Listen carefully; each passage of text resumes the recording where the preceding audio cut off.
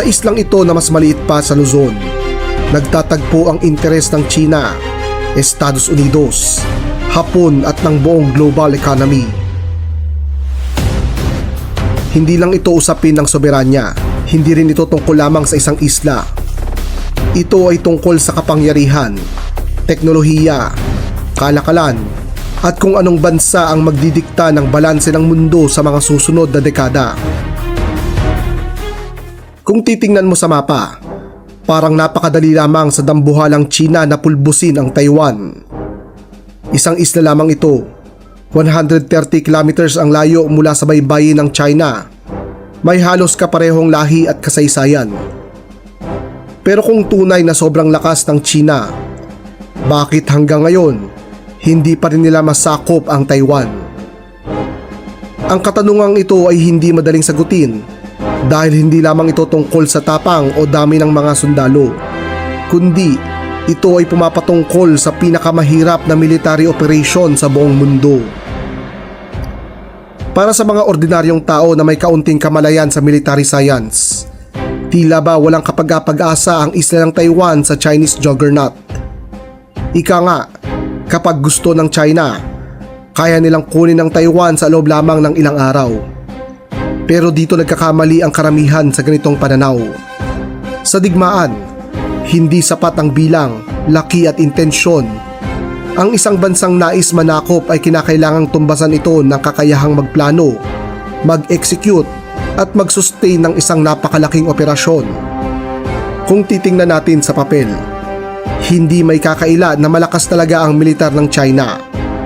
Ito ang may pinakamalaking standing army sa mundo, isang mabilis na lumalawak na navy, malawak na missile arsenal, at isang tunay na industrial at manufacturing powerhouse. Pero may isang praktikal na realidad na madalas minamaliit o nakakaligtaan ng marami tungkol sa planong pagsakop ng mga Chino sa mga Taiwanese. Ito ang katotohanan na hindi ka pwedeng maglakad papuntang Taiwan sa buong mundo. At panghuling advantage, ang geographical na laki ng China. Ang China ay may sukat na 9.6 million square kilometers, ang itinuturing na ikatlong pinakamalaking bansa sa mundo. Ang mga salik na ito ang dahilan kung bakit itinuturing na bangungot ng mga military planners ang pagbuo ng plano kung paano talunin ng China sa isang direktang labanan. Pero kung may pangangailangan, palaging merong paraan.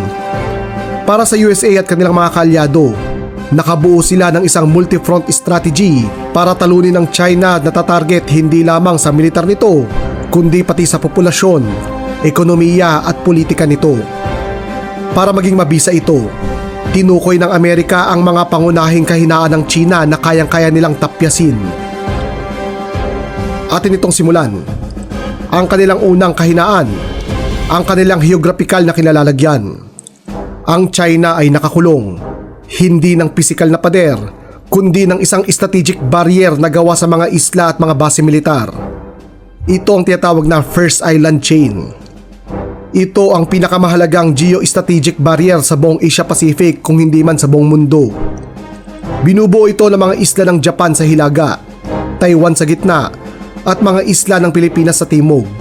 Tatlong gatekeepers na suportado ng Estados Unidos. Kahit gaano kalakas o kalaki ang navy ng China, mahirap para sa kanilang makalabas patungo ng Pacific Ocean nang hindi nadedetect, napipigilan o natatarget. Ang bawat islang ito ay nagsisilbing mga choke point na kinakailangang daanan ng China palabas ng kanilang territorial sea kung saan po pwede silang targetin at ambushin. Sa panahon ng digmaan, ang USA at kaalyado nila ay nakaisip ng paraan kung paano magagamit ang kahinaang ito laban sa mga Chino. Ang estratehiya, ang tinatawag na The Anvil Strategy. Sa estratehiyang ito, ang First Island Chain ang sasalo ng unang pagsalakay ng mga Chino. Kumbaga, sila ang bakal o anvil na sasalo sa paunang puwersa ng China. Dahil isla ang mga ito, hinding-hindi ito mapapalubog at ang kanilang trabaho, pigilan o pabagalin ang paggalaw ng Chinese Navy. Kapag nailapag na ang Chinese forces sa anvil ng First Island Chain, tsaka naman darating ang martilyo o hammer na pupukpok sa kanila. Ito ang mga fast movers ng US Air Force at Navy, kasama ang kanilang mga kaalyado. Gamit ang napakaraming fighter plane, bomber at missile system, wawasakin ng mga Amerikano ang puwersang Chinese na may ipit sa anvil. Susundan ito ng mga carrier at expeditionary force ng Amerika para isecure ang First Island Chain. Sa madaling sabi, ang anvil strategy ay nangangahulugan na ipitin ang Chinese forces sa mga isla habang winawasak ito ng mga fast movers ng Amerika. Ang ikalawang kahinaan ng China ay ang kawalan nila ng kakayahang lumaban sa isang protracted o mahabang digmaan.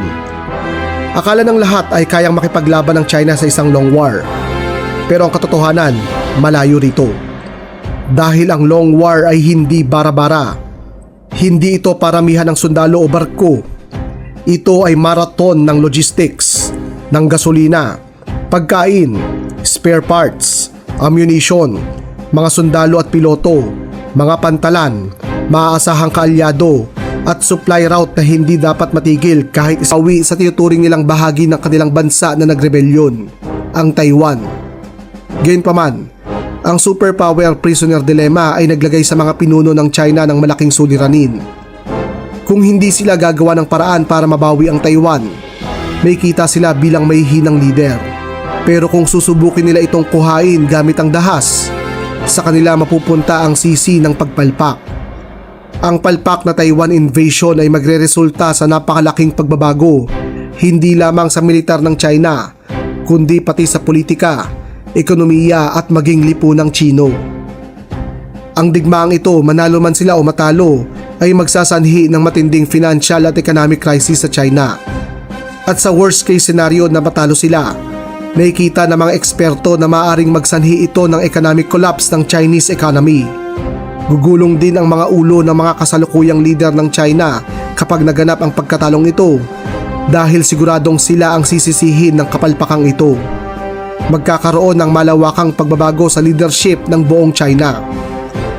At iyan ang mga kadahilanan kung bakit imposibleng masakop ng China ang isla ng Taiwan. Ano pang dahilan ang naiisip mo na maaaring magsanhi para mabigo ang China sa pag-ataking ito? Ikomento mo na iyan sa ibaba. Kung naghahanap ka pa ng iba pang episode na panonoorin, nais kong irekomenda sa iyo ang ating episode na pinamagatang Ang Kahinaan ng China. Muli, ako si Sir Ian at ito ang ating klase ng mga maangas pero matatalinong mahilig sa kasaysayan.